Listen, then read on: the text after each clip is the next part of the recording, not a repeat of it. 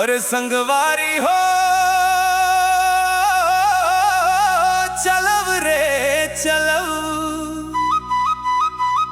बैलाडीला डोंगरी देखे बर चलव।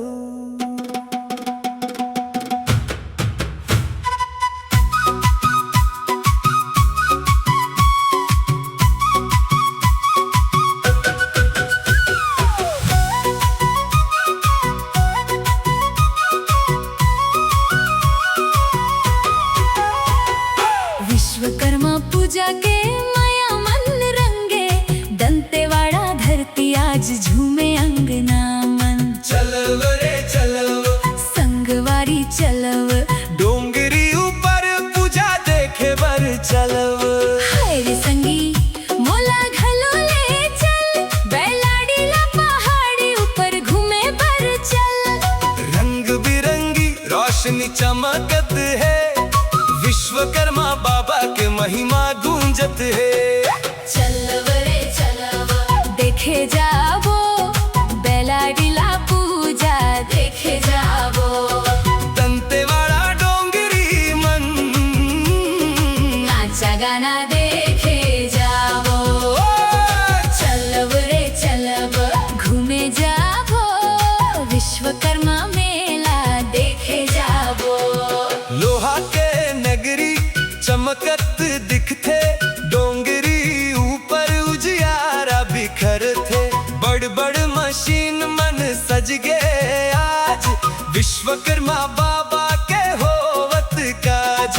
खनिज धरती के गाथा गावन, संगी मन सब झूमत आवन। मोहारी बाजे मांदर बाजे, नाचा के रंग चारों ओर साजे। देखव संगी कतेक सुंदर, डोंगरी चमके सोना ले बढ़कर।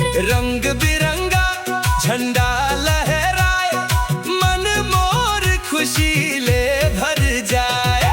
चलव रे चलव देखे जाबो, बैलाडीला पूजा देखे जाबो। दंतेवाड़ा डोंगरी मन नाचा गाना देखे जाबो। आहा!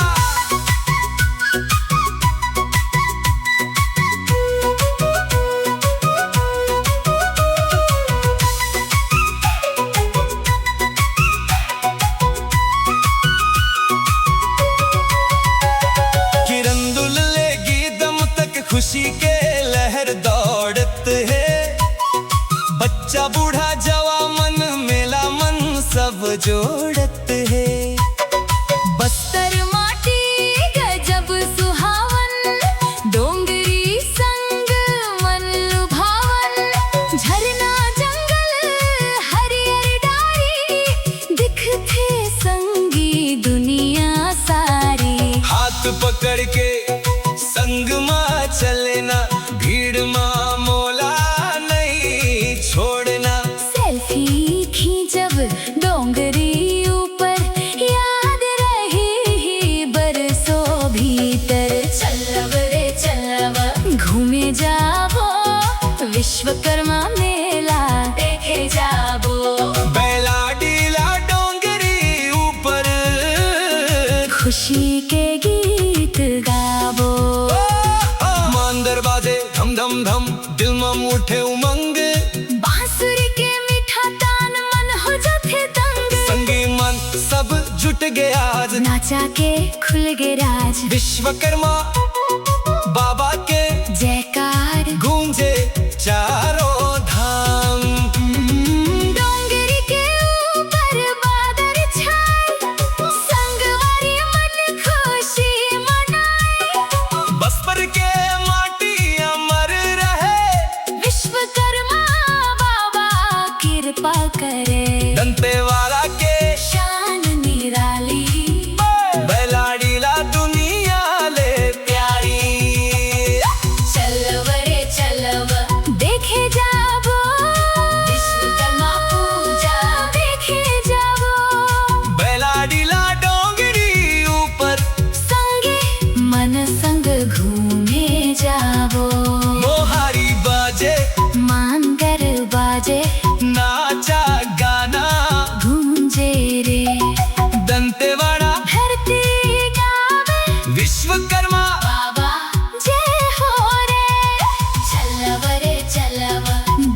যাব বেলাডিলা পূজা দেখে যাব।